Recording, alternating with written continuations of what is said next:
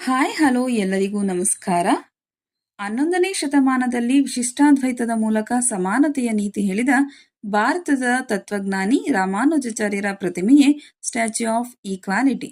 ಹೈದರಾಬಾದಿಂದ 30 kilometre ದೂರದಲ್ಲಿರುವ ಚಿನ್ನಜಿಯರ್ ಟ್ರಸ್ಟ್ನ ಆವರಣದಲ್ಲಿ ಈ ಪ್ರತಿಮೆ ಇದೆ. ಇದು ವಿಶ್ವದ 2ನೇ ಅತಿ ಎತ್ತರದ ಕುಳಿತಿರುವ ಪ್ರತಿಮೆಯಾಗಿದೆ. ಇದನ್ನು 1000 ಕೋಟಿ ವೆಚ್ಚದಲ್ಲಿ 700 ಟನ್ಗಳಷ್ಟು ಪಂಚಲೋಹದಲ್ಲಿ 216 ಅಡಿ ಎತ್ತರದಲ್ಲಿ ನಿರ್ಮಿಸಿದ್ದಾರೆ.